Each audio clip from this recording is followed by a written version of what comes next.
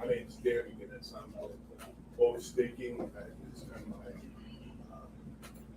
where I'm from. It's my Cardano pool. So what I wanted to do today was talk a little bit about Cardano, but not necessarily just Cardano, and but where it fits and kind of how the crypto market is evolving.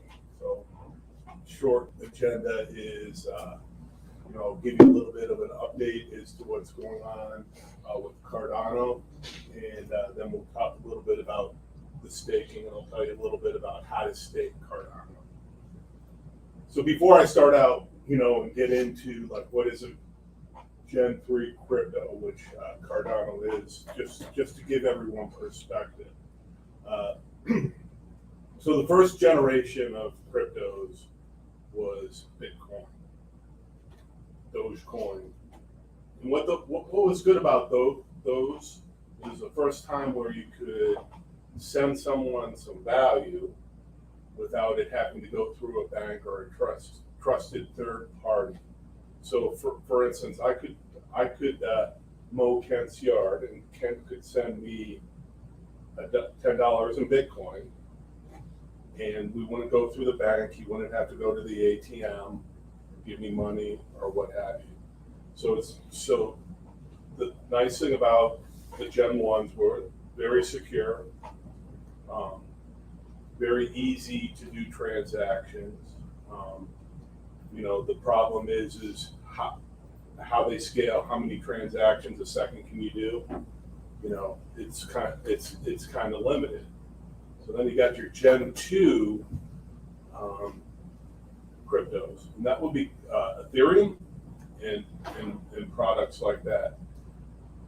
What's nice about Ethereum, you can definitely set up contracts and the ability to do something. So if I said, Kent, I'm going to cut your grass once a week all summer, every time I cut it, you're going to give me $10 the following Monday. So just some sort of really not too complicated contract. Well, then, based on the parameters, I would get the $10 of Ethereum sent to me based on the account that we had set up.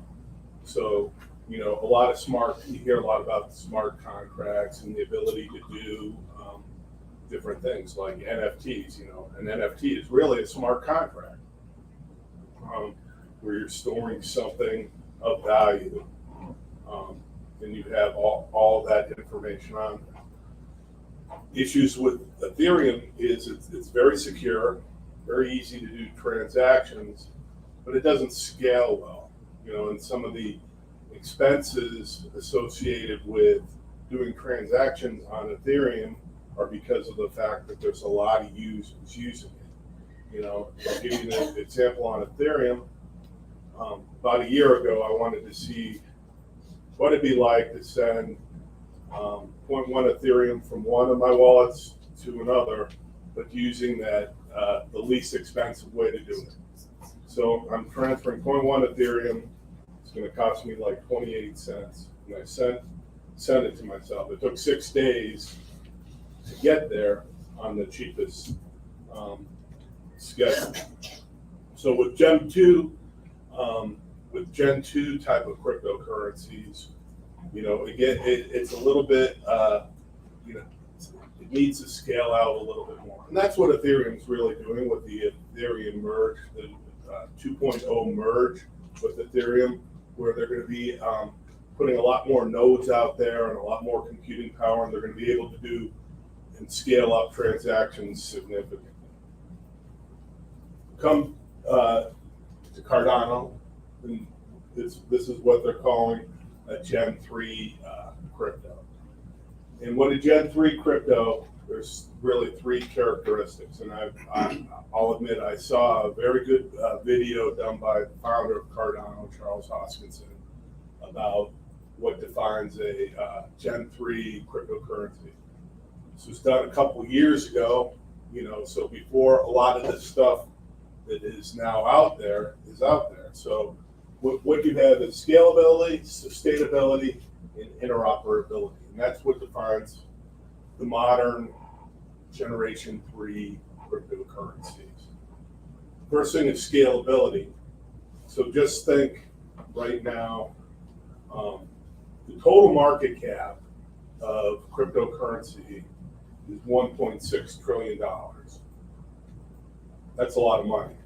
But if you put it in perspective, Apple, Google, Microsoft, they all have more, as an individual company, have a bigger market cap. The biggest market cap of any company is Saudi Aramco. I did a little research for this, and they're $2.3 trillion. If you took all the gold in the world, that's $11.2 billion. Trillion dollars. All the gold in the world. So where crypto is as an asset class is very small. Only 3% of the people in the world have transacted on crypto. In the United States, it's 20% of people have done it. So when you look at a Bitcoin and an Ethereum right now, say 300 or 400 million users are available right now. Well, the real growth is going to be happening come the next 10 years. So what my strategy and what a lot of people are looking at is, where's this going to be in 10 years? How are people going to be using crypto? Because if you're in this room, you obviously see that there's some value with crypto. A couple things that I really believe why this is going to take off, why crypto is the future. So in the world, there's roughly 6 to 7 billion people.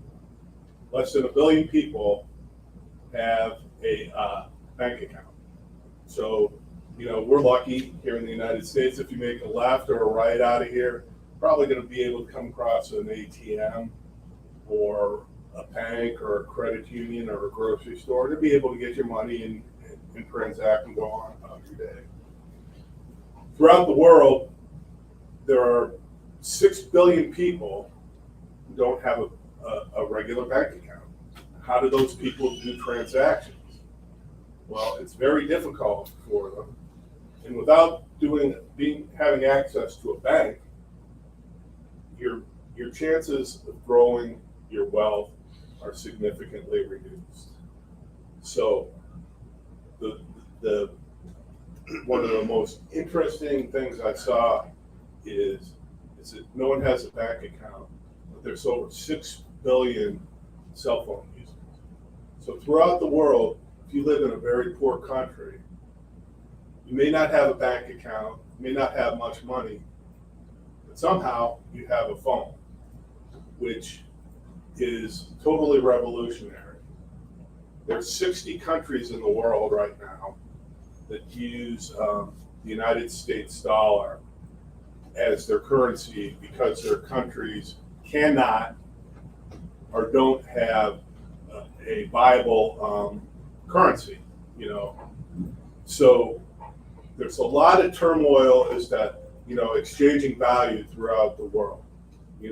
We have wars going on. We have the Chinese manipulating their currency, to their advantage, and the Russian ruble going up and down, so currencies and money around the world and how you transfer and accumulate wealth is definitely changing. So when we talk about Gen 3 crypto, what you're really looking to do is are you creating, is this a platform that you can create that can have potentially billions of people using it? And that is one of the things that has to be considered in the design. It's, now if there's 40 million people using Cardano and it scales fine, that's great. But what if a country comes on and just says, we're going to use this for this application? And there are a lot of things that Cardano is doing to help that, particularly in Africa, and there's a lot of applications besides just finance that I'll get into. Second thing that people don't look at as far as a currency or a Gen 3 currency, what distinguishes it is sustainability. How is it governed? Do you have the ability to vote, make new proposals to change things? Because you lose a lot of legitimacy as a platform if you have one owner or one guy who started it and all of a sudden he says, we're not going to do this coin anymore. We're gonna split it 10 ways, or we're going to do something, and most of the people in the community are against it. So, to have a pure democracy or some sort of voting mechanism within a big community like this is very important, because the minute you lose confidence in a platform, you're not going to use it. Also, with the sustainability, you want to fund and make sure people are developing for your platform. So with Cardano, they have the Project Catalyst. What Project Catalyst is developers can go on and say, hey, we want to make this application and put it on Cardano. We talked about the voting. Everyone who owns Cardano can vote on the proposal. And so every 3 or 4 months, they'll have a bunch of people who have applied for money. Hey, we're going to make an educational application for college credentials to be used in Ethiopia. And that's one of the proposals, and then the Cardano community will fund that based on the finances that they have through the treasury, which is part of the sustainability thing. So making sure that not only do you have something that scales, but something that's going to be around for a long time. And that's what Cardano is doing with a number of things with sustainability. The third key element, is interoperability. So you can go down to the grocery store, maybe you like Coke or Diet Coke or Pepsi or what have you, and you have a lot of choices. Well, that's kind of how blockchain is. There are lots of different blockchains out there, but the thing is not one blockchain is going to own the world. Bitcoin's great for holding value. Ethereum might be good for NFTs or the fact that it has such a big user base. But you want to have the ability to interoperate. So if I'm primarily on Cardano and I wanted to send someone or receive Bitcoin for a transaction, the ability to do that is key. And so what Cardano is doing is they're doing a lot of stuff to make sure that they communicate. They have a bridge with Algorand. They have what's called an Ethereum virtual machine, so you can transfer Ethereum tokens onto the Cardano network and vice versa, so that all of this is interoperable.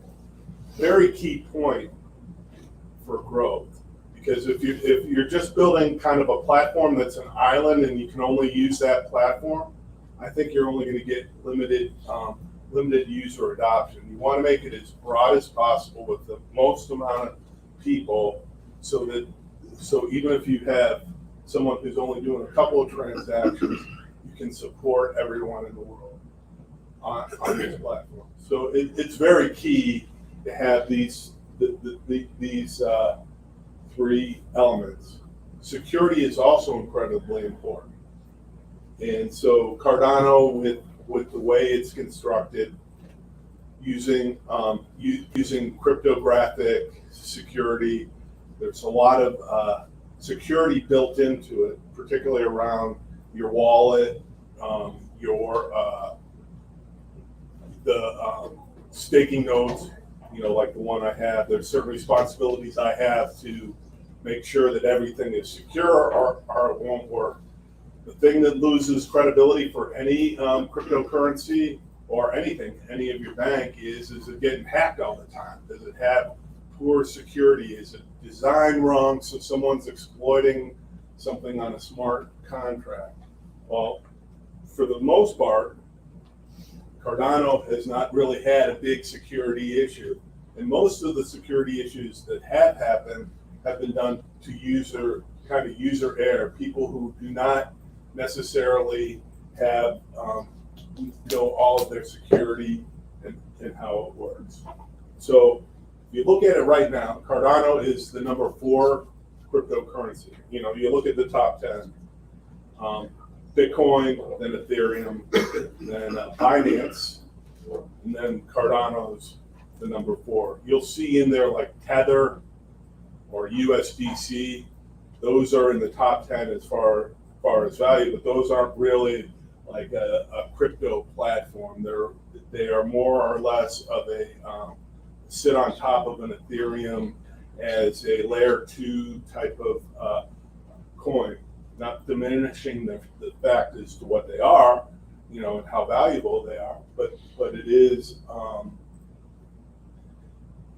that Cardano would be the 4th largest platform there is right now. So, you know, we've had talks about proof of work, proof of stake.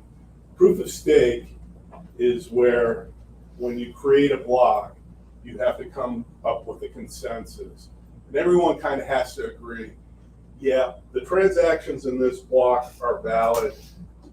There's nothing funny going on. We all agree. And so in Bitcoin, you use proof of work. And proof of work is where you have certain algorithms run on application-specific integrated circuit machines, like, well, I don't see one over there, but kind of like a Bitcoin. Jeff can help you out with that. You need a Bitcoin miner right there. Jeff's your man. So mathematically, it'll calculate it. And there are millions and millions of people out there verifying that the Bitcoin network is working correctly and that it's secure. So that uses up a lot of power. What proof of stake does is it does the same thing as far as it comes to a consensus and validates that all the transactions are correct. However, it's much more dependent upon the protocol of Cardano. So they have Ouroboros, which is a protocol, and I don't want to get too technical into the weeds, but there's 3,000 stake pools. And anytime I send a transaction to someone, it'll show up in a pool, and then it'll get put on a block. Once it's in a block, that transaction is permanent. It can't be erased. Everyone agrees to it, and there's thousands upon thousands of copies of that transaction being on there. So that's why cryptocurrency is very hard to hack or correct a mistake, because once a block is written, it's permanent. So on proof of stake, they take each of the pools has the ability to put its signature on to sign off on hey, this block is legitimate. The protocol decides who gets that right in a randomized way, so that no one entity is going to be controlling the ability to create blocks. And when that block is created, there's what's called a block reward, and the people in that pool get paid in Cardano for the service that they just performed, which is verifying that the block is written. And you know, afterwards we can talk more. I don't want to get too into the weeds of how blocks are created, but you know, it's definitely very very interesting how it's done. Very low transaction fees. So I was talking a little bit earlier about sending a little bit of Ethereum to myself, you know, and the costs of it. A lot of blockchains, it's almost pay to perform. You want this done quick? Okay. You want it quick? You know, you're gonna have to pay me a little bit extra money. Cardano has some very low fixed fees. So So if I wanted to send Jeff 100 Cardano right now, the fee would be 0.17 Cardano to send it to him. I wanted to send Jeff, because he's such a great guy, 100 million Cardano, it would be 0.17 Cardano. So just think about that. That maybe $60 million worth of value that I'm sending to Jeff for less than 25 cents. I mean, you can't touch that as far as fees to transfer money globally. And Jeff could be sitting right here in St. Charles, or he could be over in London. It doesn't matter. And that's very key to adoption, is having a platform that is low cost, that is easy to use, and being able to transfer assets without ruining the economics of what you're trying to do. You know. So another question. So that fee is regardless of the dollar or the number of. Right. If you go on to Coinbase and you buy 10 Cardano, you're going to get a 0.17 or a 0.18 fee to transfer from your Coinbase wallet to your Cardano wallet. It's very, very inexpensive to transact. So if you're doing lots and lots of transactions, so say you're a retail store and you're taking crypto, you know, and you have people sending you, you know, you're buying an ASIC mining machine and they're $8,000 a piece. You know, people are sending it to you and they're accumulating a $200 to $300 transaction fee. That's pretty cost prohibitive. It either makes you less competitive or it just drives down your margins. So that's why it's very important.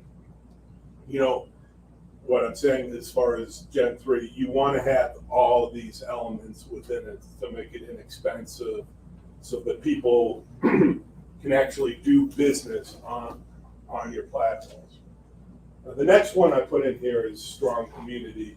A strong community, you know, is one of the, I think it's one of the most undersold things about a cryptocurrency.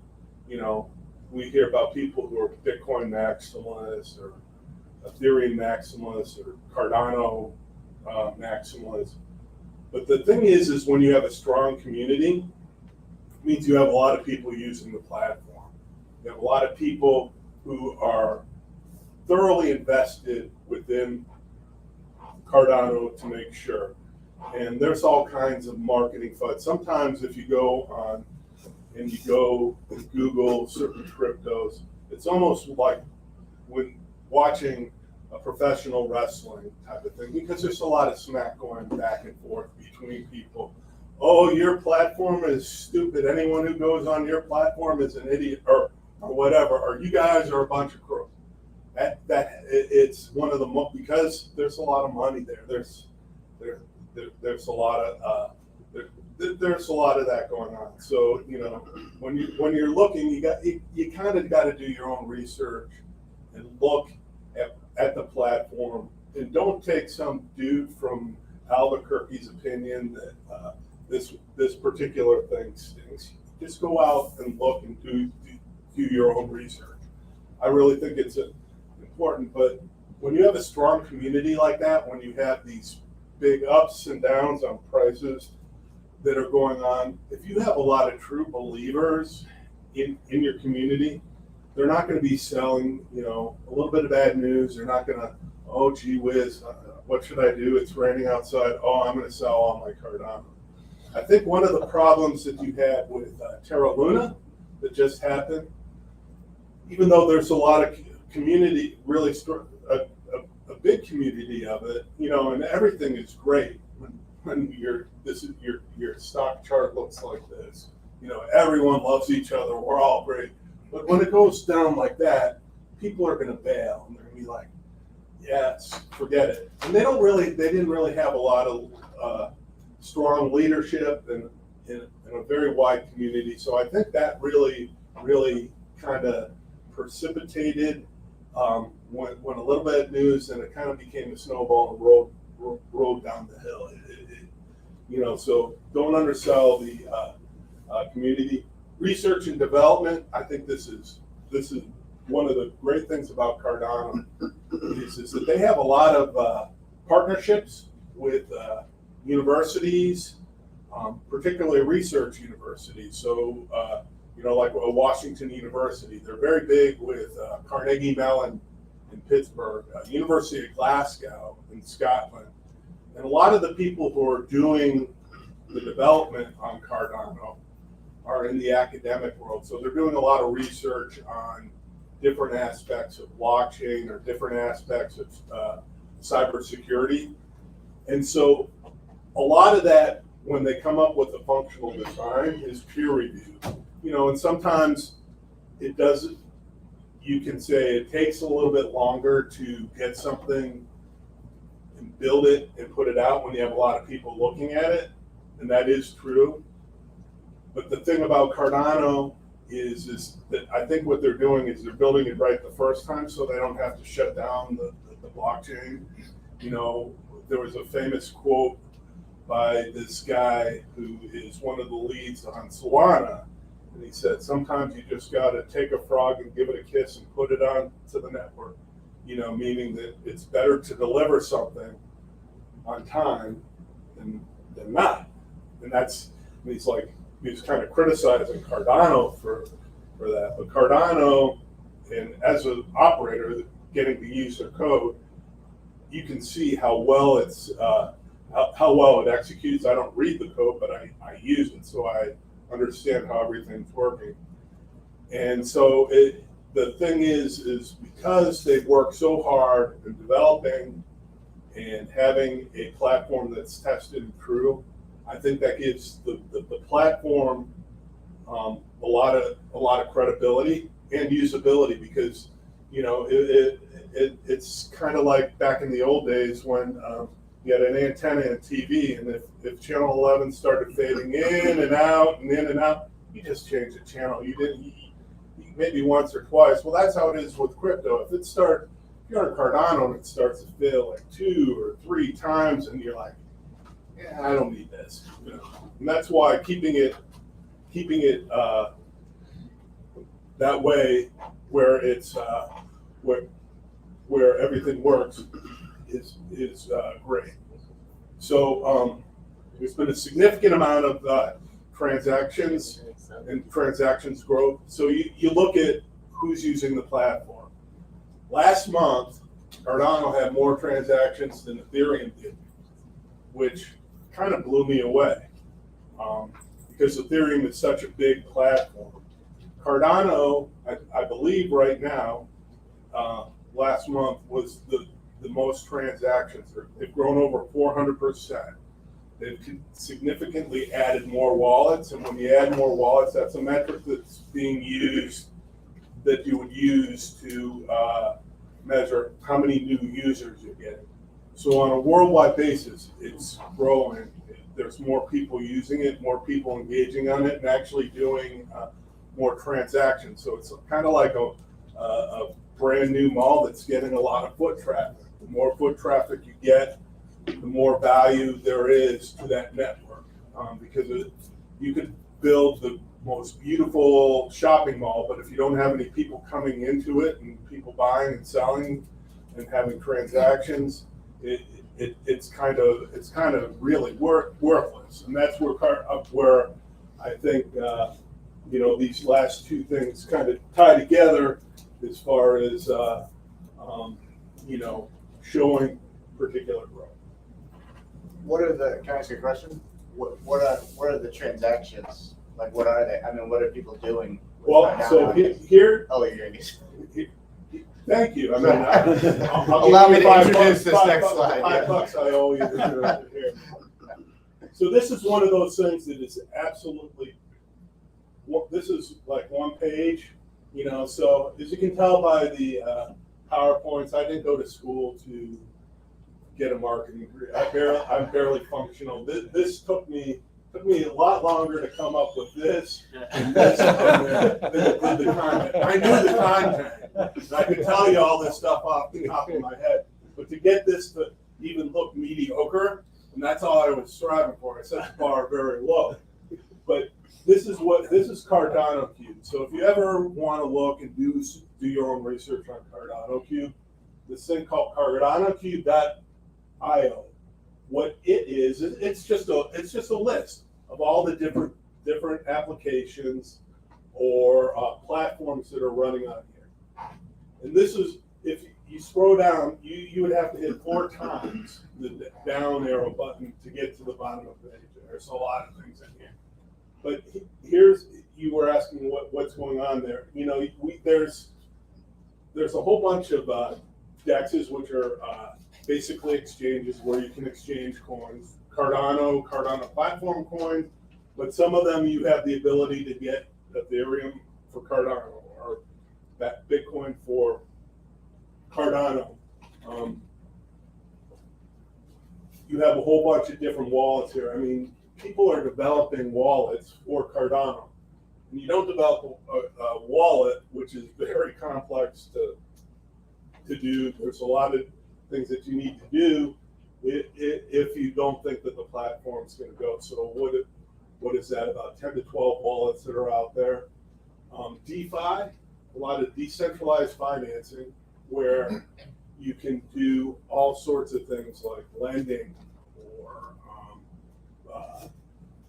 yield farming, different things around the DeFi. And DeFi is a whole different subject, which I'm not an expert on, and I don't do a lot of DeFi, pretty much none. But you know, that's there's a lot of DeFi happening on Cardano. Marketplaces. So you know, you were talking about NFTs. They call them CNFTs, Cardano NFTs. So you look at the Ethereum platform and the Solana platform, probably have the most volume right now of NFTs. Cardano is very close as far as volume. Anyone ever hear of Snoop Dogg? Yeah, pretty good name recognition. He's coming up with Clay Nation, and so it's going to be a whole series of Snoop Dogg NFTs with, that are going to be done up in clay. But then he's going to take bits of his music and put it out there and sell some of his music as an NFT. And he's doing it with his son, and they're going to have all kinds of different Snoop Dogg stuff. So, I'm not of that generation that would, I was more of a Led Zeppelin guy or a Rolling Stone, so but Snoop Dogg is very popular, and, so he's got a tremendous following. Today they're having a special Twitter space. This might be a little bit old timer, but does everyone remember the comedian Martin Lawrence? The show Martin? Okay, he's coming up with a Cardano NFT platform as well. And I think it's really growing on the NFT side just because of what we're talking about, the inexpensive transactions, the volume that you can do on Cardano. The platform really is growing, but there's a lot of other things that are happening on Cardano too. They signed an agreement with the government of Ethiopia, and the whole concept of your digital ID. You go around the world. Say I went around the world and I was in an accident and I'm in a hospital. They're not on. It's not like going to Mercy or somewhere like that where they can call St. Luke's to get my records.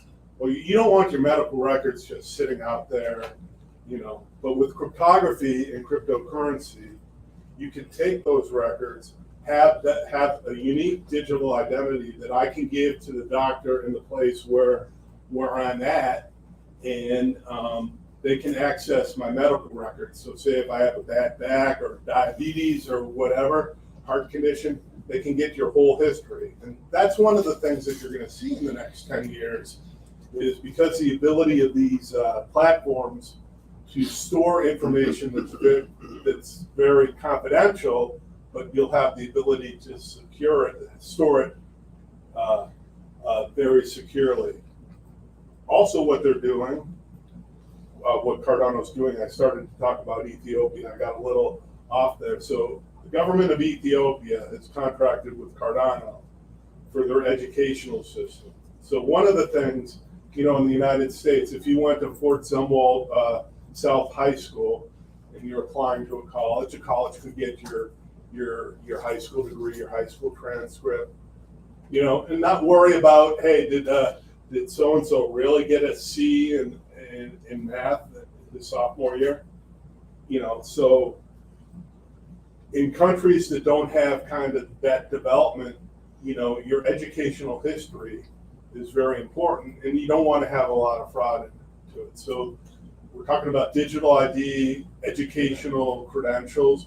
They're putting that all onto the blockchain in Ethiopia, which is going to help them with credibility that, hey, these records are legitimate. Because there's a lot of corruption that goes on throughout the whole world, and people, here's $50, out to Harvard. Yeah, right.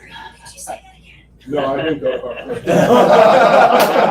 Harvard. See, even my watch didn't believe me. But some people might believe me that I went to Harvard. And I did go to Harvard one time. I was in Boston. I went to a Red Sox game, and I drove right into Cambridge, and I was right by the Harvard bookstore. So, yeah.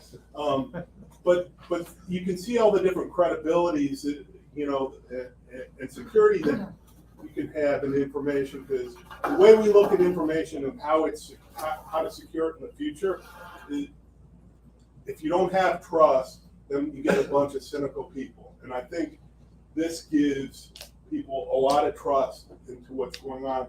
And there's all kinds of applications that are going to be built in the future that are going to give you, that are going to come here that you can't even think of right now. But just realize, when we came back to the very beginning, is it scalable? Is it sustainable? And is it interactive? Well, you can do that on this platform. On other platforms, it's going to be increasingly difficult just because of the size and the scale of it. So this is the update, and I'm not going to get into like the programmatic things as to what they're doing, but this is more of a scalability upgrade that they're doing, and these upgrades happen about once a year. And what the Vassal hard fork is, if you're in the Cardano community, and you're a Cardano developer, and you're building these applications, this is a huge deal, because it's going to give you a lot more capabilities in developing new applications. One of the things is we got to remember what a cryptocurrency and what blockchain is. Just think of it as the giant general ledger in the sky. It's copied everywhere, but how that's formatted and how you access that quickly and efficiently is what's important to future growth. So what Cardano's doing with this hard fork is they're modifying the format of the ledger. None of the data is going to change, but they're just making it easier for people to store different types of data and for developers to access data. And so things can be accessed much more quickly and more efficiently, which gives them a better user experience. So diffusion pipeline, we could talk about that for 2 hours, right? Anyone want to hear that? No, you don't. Okay. What diffusion pipelining is going to do is it's going to be able for it to create blocks faster. And the faster you can create the blocks, the less congestion you have, and the better the user experience. It's going to, and then the final thing that they're doing, they're going to be improving the scripts for faster development. Having sample scripts out there. So a script is basically like, if I'm doing a smart contract saying every 10 days I'm going to send Jeff 50 Cardano for use of. I'm having trouble. Sorry. Yeah, I got to keep this away from my mouth. $10 or 10 Cardano or 50 Cardano every 10 days for using one of his mining machines that he's lending me. So that's kind of a smart contract type of concept. They're making it simpler and more secure so that I don't make the mistake and start paying Jeff 500 Cardano every 10 days because I slipped a zero in there or something like that. So it's just going to make it more efficient, more secure, and so that's one of the improvements.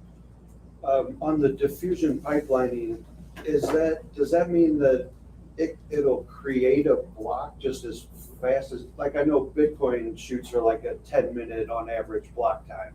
Does this mean that it'll just create a block as fast as it can, or is there like a set target? So time per diffusion block? pipelining is what they're doing is you have a transaction, you have a bunch of transactions in the pool.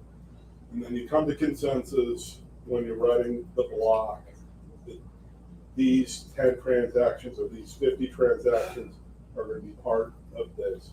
What diffusion pipelining is it's kind of like forward thinking. Hey, we have these transactions coming here.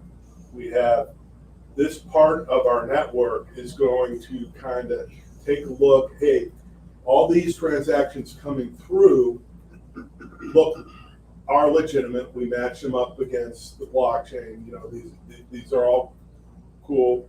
We're not ready to write them yet, but we're getting ready. We're about to put it through to write the block, so that when the time comes to write the block, you're going to use less processing time to do it. It's one of those things that it's going to be evolving. They're going to be using input endorsers too, coming forward, which is another way. So the bottom line on any of these things are, whether they increase the size of the blocks or whatever, they're just trying to build scalability.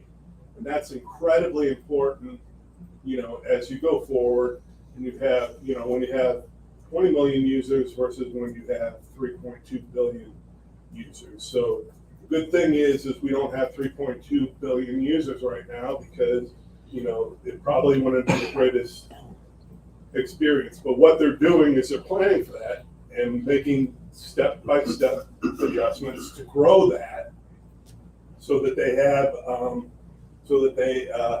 have that ability in the future. Because in 10 years from now, we're sitting here talking about this. In 10 years from now, all this technology, it may not be Cardano. It may be Cardano and 5 other things or something that hasn't been invested. But the way data is being transferred and how the global is coming together, and the ability to share data, this is going to happen on some platform, and Cardano's intending them to be a big player. How often are blocks?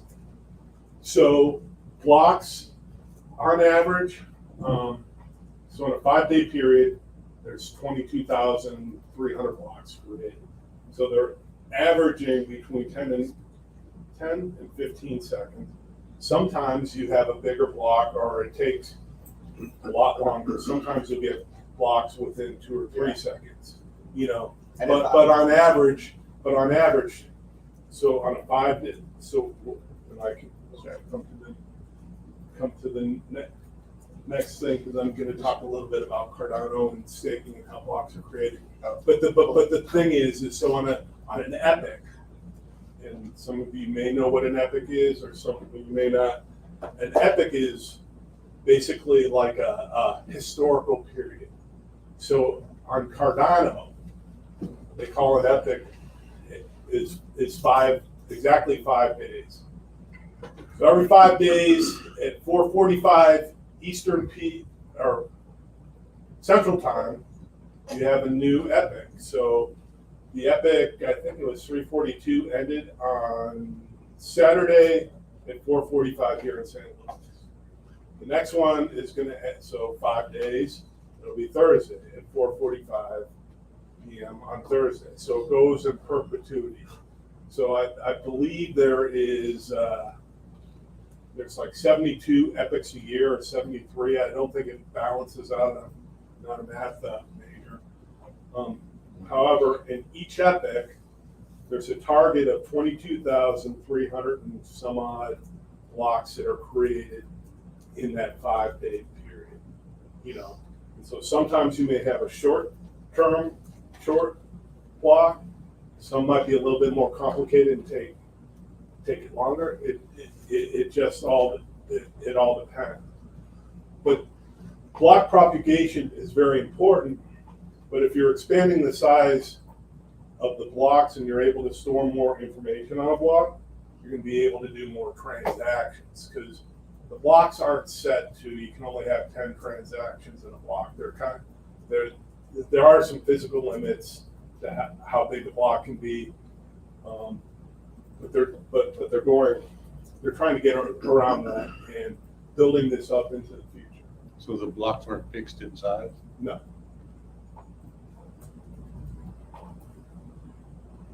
Okay, so Ouroboros protocol, so that's kind of the security layer and the block producing layer. So every 5 days we have these blocks. It's a period where these blocks are created. So what happens is the protocol, because it's proof of stake, during the current block, or during the current epoch, it's going to determine what's going to happen on the epoch starting on Thursday of this week. So it comes up with a randomized schedule of who, and in what order, who's going to be running the blocks. So it assigns it based on how much, on a number of factors, but particularly how much stake you have and whatnot. And then you get the ability or the right to write a block. And so, these 22,000 blocks are going to be written by someone. Sometimes the machine might be offline and that block gets missed, and then the next person picks up the transactions and the reward. But that's basically the rough way as to how it's done. The more Cardano you have in your pool, the more likelihood you're going to be given the opportunity to write a block. So there's Cardano pools that have 60 million Cardano in it. They're writing 70, 80 blocks every 5 days. Well, the block reward, so if it's like 600 Cardano per block, gets split amongst those users. I'll talk a little bit about my pool in a bit. I don't have that much, So I don't necessarily write a block every epoch. However, when I do write a block, because I'm not dividing it up by 60 million people, it's a bigger pie divided by smaller amount of people. So it kind of balances out, not quite the way I'd like to see it within the next couple months. They are going to make some corrections to make it a little bit more competitive from an ROI standpoint for smaller pool operators like myself, yeah. So what is your reward? So it's all just like new Cardano Yeah, issuance. they is your issue- reward. Like fees right. don't get paid out. Or do yeah, they the do? fees are part of the fees are. They keep the fees and split it. They don't burn the fees. They will put the fees. Like, so you as a staker get the fees. I would get plus the new Cardano. The fees that were spent on the block that I was created are put into into the calculation for it. So 40 Cardano's monetary supply is 45 billion. There's only going to be 45 billion Cardano ever issued. 31 billion or 32 billion, it might even be 33 billion, have already been issued. The 11 or 12 billion that hasn't been issued is being held in reserve in the protocol for use to pay off the block rewards. So if you do the math on something like that with what we're talking, and the block rewards are going to continue, there's an algorithm, the block rewards are going to continue to go down as the network grows. They got about 10 years worth of block rewards till that 45 billion is spent. But within 10 years, the feeling is that the incentive will be there with all the transaction fees. Because if we said it's 0.17 or 0.18 for per Cardano for a transaction fee, that 0.17 or 0.18 might be worth a lot more money than you can sustain off of the fees. I mean, because that's kind of where Bitcoin's going now. They have a longer 100-year type of schedule, so they stopped issuing new Bitcoin. But that's kind of how the Cardano works. So will they be able to change the transaction fee amount, or is that fixed forever? It can be changed. And when we go back to sustainability, when I was talking about the voting, so we could take a vote of all the people who have Cardano, and based on how much Cardano you have, there's different formulas. But if we all said, hey, you know what, this is a very expensive platform to run, we need to raise the fee up to 0.25, or man, Cardano is trading so high, we're getting killed on these fees. People aren't using it because 0.717 Cardano is a hell of a lot of money now. They could theoretically do it down to 0.05 Cardano. So that's one of the things about sustainability that is in Cardano, and it gives you the ability to do changes, because who knows what things are going to be like in 10 years within this platform and how it's going to be used. Following question there. So the transaction fees, does that have to be done on a separate node, like the Bitcoin node does transaction fees, and there's some different one? No, so if I send you 100 Cardano, I'm going to have 100.17 Cardano is going to be sent to you from my wallet. I pay the transaction fee when I send it to you. So that 1.7 or 0.17 goes into the transaction fees into the block. You receive 100 Cardano. I spent 100.17 Cardano to send you that. That 0.17 is kind of in the transaction layer, or the transaction for that block, and then it's going to be rewarded to someone who's writing the block. So that's kind of I've talked a little bit about this. Proof of stake. You have people who are worried about Bitcoin being very environmentally unfriendly. That's debatable. I think there's good things and bad things about it. Depending on how you do it, you can definitely do it responsibly. And I'm not going to argue that here today, because Cardano is very energy efficient. One of the great things, we talked about how it's one of the top cryptocurrencies. No lockup period. So on certain coins, if you're staking to them, like I have a little bit of this coin called Cosmos. The symbol is Atom. I'm staking it. If I want to unstake it, I have to wait a certain amount of days. I think it's 21 days before those coins become unlocked. So they are locked on the blockchain. I can't access them. So say if I wanted to just real quick, little needed $100 to give to my daughter, or whatever, 100 Cardano is a gift. I could take it out right now. None of this is locked. It goes for, you get credit for it in the current epoch, and then at the end of the epoch, they relook it and see how everything is, and it says, oh, you don't have that $100 anymore. Your value is $100 less as to what you're staking. So you could instantly stake and unstake your money with no penalty. And that's very, very unique within the whole staking regimen within cryptocurrencies. The cool thing is you get paid every 5 days. So if we wrote a block today, the epoch ends Thursday, we would get our reward the following Tuesday at the end of the next epoch. So you get paid.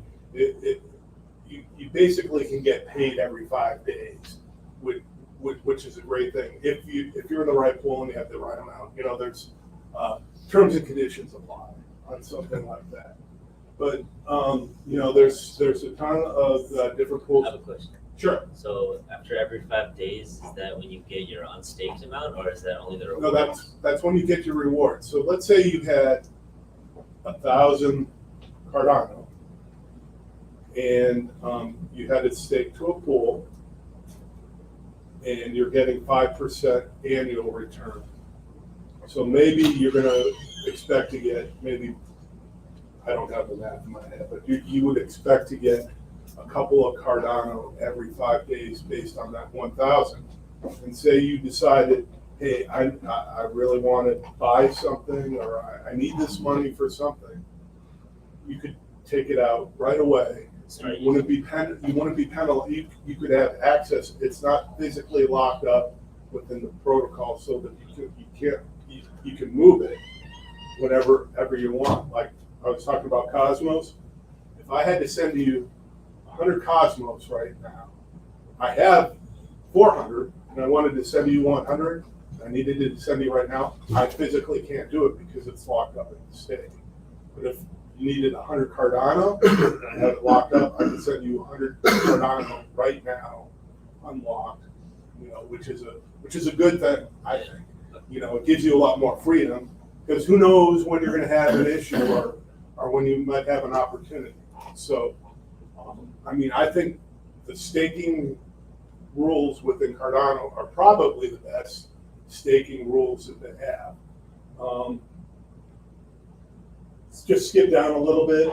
Target is about 5% a year. So you go out there and you see Terra Luna, you're going to go, Where would you stake them at? Like on an exchange or? no, on a staking pool, and I'll explain to you like what my staking pool is, Oh, what I'm doing. And it's not just my staking pool. There's a couple thousand staking pools out there. Next slide, I'll go into that. But you know how you heard about Terra Luna? Earn 40% here, earn 40% there. You're going to get 1,000% return on this, and that makes me very cynical when you see that, because it's just not economically viable. You can't give someone value and double their value very quickly unless you're growing at a spectacular rate, which at a certain point it'll all come down. It's just really not economically viable. You can't go to a credit union down the street and say, hey, you know what? I want to deposit this $1,000, but I want 20% interest. And they'll be like, yeah, have a good day, buddy. Because that's not how money and finances work. So, if you're looking, what's a good return on interest? Well, you can get bonds out in the bond market at about 3-4%. Now with inflation, the bond rates are going to go up, and you might be able to get 7 or 8. Back in the day when I was a little kid, back in the 70s, way back in ancient times, bonds were in the 20% range. You could, and the thing is what Cardano's trying to do is 5% a year. That's very sustainable. You're not pumping a lot of money in, and really where you make your money is hopefully the value of Cardano goes up. So if it's trading at 60 cents right now, and you're getting 5% back, you're getting a bigger pile. But the real growth is going to be if it goes to $1, $2, $3. So yeah, it's nice to have 5%, but you want to make sure that the monetary policies within the blockchain make it sustainable, so that you can so that you can have a platform that's going to grow. So we talked about a lot of that. So, so I'll give you an example of my pool. Very small pool. So, one of the things I look at and what I'm trying to do, just personally is I love cryptocurrency. I've been in it for a while. And one of the fun things is to just mess around. I used to be, I was never really a programmer, but when I was in college, I got a lot of programming experience. And back when I first started, I worked for Ralston Purina in the data center. So I was doing a little bit of coding and all that.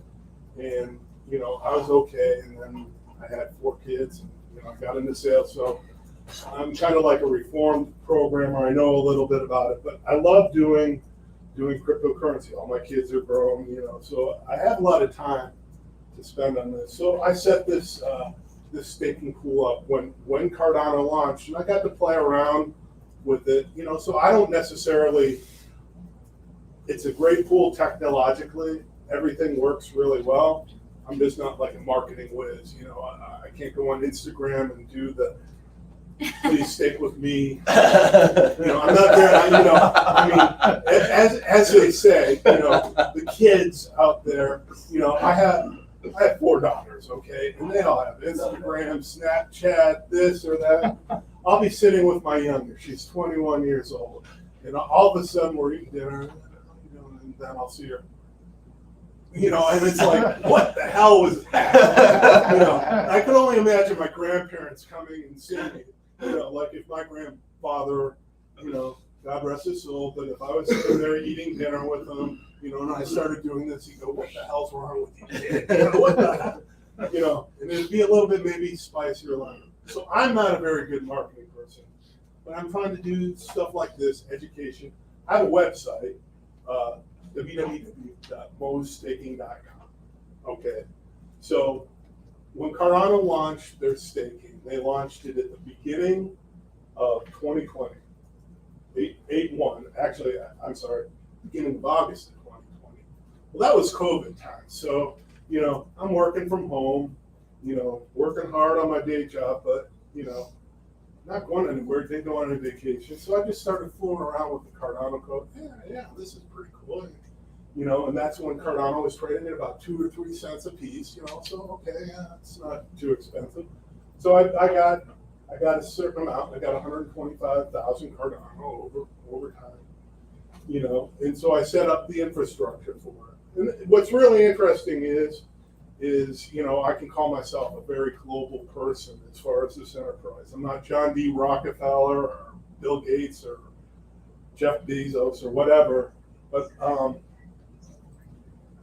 the way you set it up is in a data center in some location, and you want to strategically set it up so that it's all close together, so that and that it's secure. So that what they do is they have what's called a block producer node, and that's isolated. It's not on the internet communicating, just sitting out there where everyone can reach it. What you have is what are called relay nodes. So I have relay nodes that are out there that are talking to the other Cardano nodes, but they only talk, my block producer node only talks to my relay node. So I get all the information, what's coming in from Cardano, so someone can't just necessarily get into my block producing node. They got to go and send all the information to my relay node. So my block producing node is in France. And then I looked at the best way to do it and did a little bit of research. So then I have a relay node in Strasbourg, France. I have one in London, and I have one in Frankfurt, Germany. And then I have one in beautiful Baldwin, Missouri, in my basement. So it's kind of a global thing. And what you want to do is all these nodes are talking to all the other nodes, and then you write the blocks. They're not cheap. I've spent about $150 a month on infrastructure costs. I get one free one, which is one in my house based on the equipment that I have in my house. But, you know, it runs on Linux. It uses about 100, it uses about 80 to 85 gig of memory, but I got 150 in there, so there's plenty of room for growth. But 99.9% uptime, and I say that because every once in a while I'll reboot it to help refresh the memory, because it gets a little choppy if you don't do that. You know, and I just said how I have it spread out. But, you know, if you're looking really, you know, even to set up something like this, it gives you an idea as to how well or how easy it is, how the code, just executing the code. Are these people developing something that's really cool? Or is it just a messed up, you know, these guys don't know what they're doing, the user experience is terrible. And that's what I love about Cardano, because even when I started doing it a couple of years ago, it was very smooth, and and the setup process was good, and it just didn't crash at all. I set these things up, and literally the only thing I'm doing right now is every 30 days I'll update the Linux, because Linux has some updates, you know, that they come up with, and I'll update the node. And the whole upgrade process, it's not simple. It involves a bunch of commands, but they tell you what the commands are. I write them down. It's just really a copy and paste thing. It's very easy to do, and I enjoy doing it. So, you know, that's what it is. So let me just show you. I know a lot of people might be challenged. I'm standing right here, and it's like kind of hard to see, but this just gives you an example of. This is just a screenshot from the other day of my node, you know, and you can see up here. It just gives you all the information as to what's going on. You know, I'm talking to 37 other relays on this one. This is my one in Strasbourg, you know, and then 37 are coming in. I'm talking to 8 out there. It's connected to my block producing node. I'm using 38% of the CPU. You know, I'm using about 10.7 of the 16 gig. You know, so very easy, not a lot to it. But you can see, you know, there's a lot of transactions.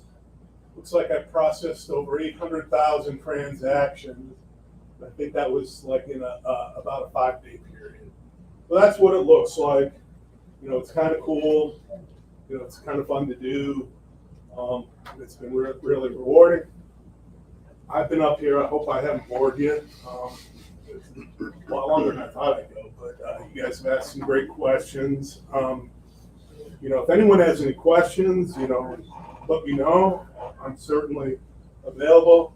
I have a Twitter account, I have an email account, and a website, you know, for that.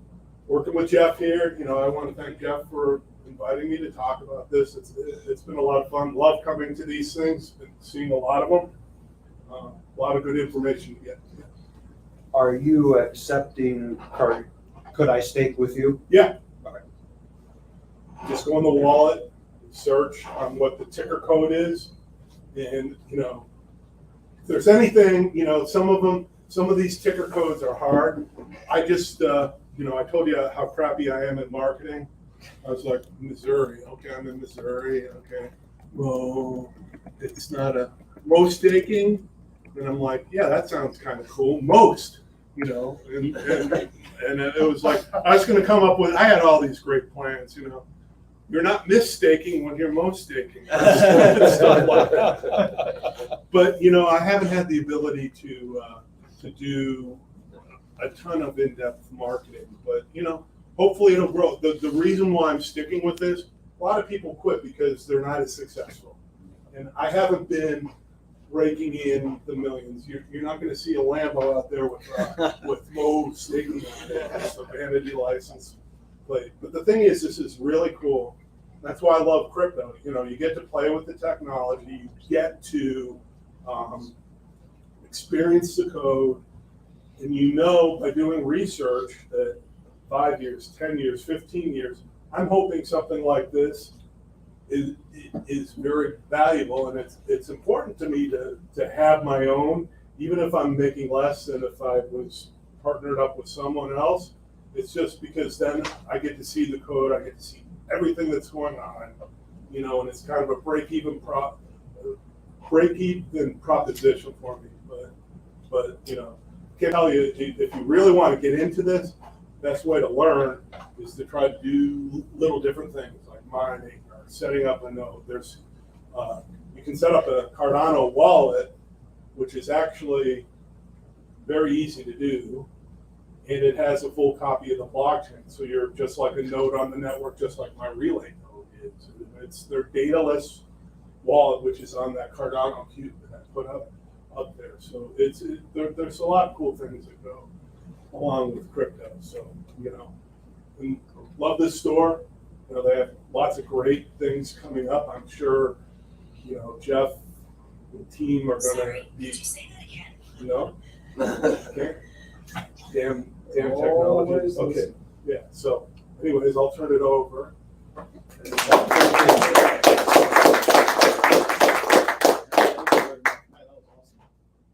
So yeah, you guys are free to hang around. If you guys have any more questions for Dan, I'm sure he'd like to answer them.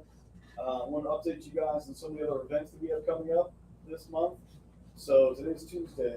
Thursday, we'll have our second Patreon exclusive meetup.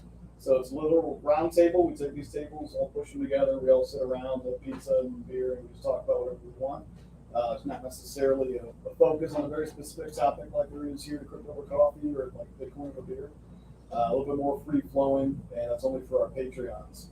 So if you do want to support us on Patreon, it's $20 a month, and that goes directly towards us being able to put forward these kind of community events for free for everybody. So that support is highly appreciated.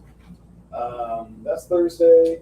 Next Thursday after that, we are going to be joining Michael Carter from Bitsby Trippin' at the T-Rex building in St. Louis. That one's going to be a pretty big event. I don't know who was here the last time we went to T-Rex. Okay, I mean it was like 100 people. 100 Yeah, plus. that was crazy. So it's going to be catered again, free food, free drinks. The topic is going to be what to do in a bear market. And he's going to have his wellspring of knowledge just on full flow, I'm sure. He's Do you gonna know have, where I the think, building maybe is? a VIP. Go ahead. Like where is it exactly? Like the, 911 Washington Avenue in St. Louis. But if you just type in T-Rex St. Louis, yeah, you'll find it. It's about 30 minutes from here, I think. So that is going to be next Thursday. We're going to send out an email about that too. So if you guys, you know, at the time, the address will all be there. Let's see. The Thursday after that, so the last Thursday, second to last Thursday in June, we've been invited to Venture Cafe in St. Louis. That's at the Cortex building.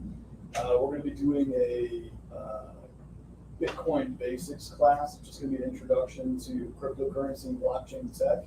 The focus on that class is going to be how to take control of your finances using cryptocurrency, right? So the focus of the month for this event is fund the mission, whatever your mission is, how to get the funding for what you need to do what you want to do, and they want us to come and present the blockchain aspect of that. So that'll be at 4 p.m. on the 23rd. Yeah, 23rd. We'll send out an email about that one as well. So those are all the Thursdays. I think next night. crypto. Well, tomorrow night we have the Asian Yes. Chamber event. Yeah. So, Asian something. Sorry. no, Gary's not Asian. No, yeah. But yeah, the Asian Chamber of Commerce decided to do an event here, so we're doing a Q&A. So if you guys want to come meet some local, you know, I wouldn't say just Asian, local folks in the area that are active in the Asian community. A lot of lawyers, so but that'll be here. But we're just going to be doing a Q&A in Crypto World, so we'll have a panel of folks up there, and that's 5:30. So it's pretty busy month. So tomorrow we've got an event. Thursday is the Patreon only. And then the next Thursday, we'll have the Bitcoin with the beer. Thursday after that, we'll be at Venture Cafe. There'll probably be a couple of other things I'll pop up here. Yeah, we're always looking for speakers for these Tuesday mornings. Because we're so busy, sometimes it's hard for us to find speakers. Dan was kind enough to do it today. We have a speaker in 2 weeks. That's Brendan Brendan. Torres. Yeah, and there's a St. Louis crypto blockchain that he wants to talk about. And it's called Miami Coin. St. Louis. Notoros.io. So I don't know if you guys know that, but it's an interesting project. So so if you yourself or you know anybody that wants to talk about a specific project or anything in the crypto space, we're always looking for Accepting speakers. application. Yeah. And we pay you really good free. Yeah, this coffee was- they let me pick out the first donut, so. How was the coffee this time? Pretty good.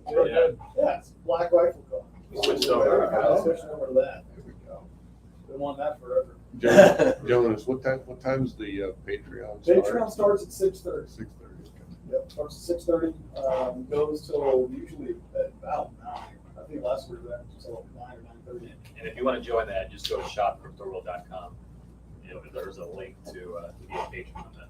Yep. Helps us out a lot. We really appreciate it. We have some questions on the live stream. Jonas. Are there? Some good comments about it. They want Dan's autograph. Oh, wow. Or- There's a lot of information here. Oh, nope, that's just scams. Yeah. There will be no Cardano given away today. There is no, send me 100 Cardano and I'll send you 150 back. Yeah. We don't do that. I could Dan, if deep you're fake going- Elon Musk standing next to you. You're going to the fiverr.com site. They'll help you with those logos. Yeah. Probably should. But what this Or one. my grandson could help you out there. I'm keeping this one because I developed it myself. On a Saturday morning, when I was like, yeah, I'm going to do this. And the night before, I had a couple beers and I was talking to my wife. We're like, yeah, maybe you should do it. And I'm like, yeah, I'm going to do it. So I was a little hungover. I did this I didn't have a lot of software. Googled a map of Missouri and used Paint to put this out there. Good I was old like, Paint. I'm like, I like how you centered your characters. It's left but justified. here's the thing. Great technology, well-run, crappy marketing. That's my brand. All right, thank you, Dan. Thanks, man.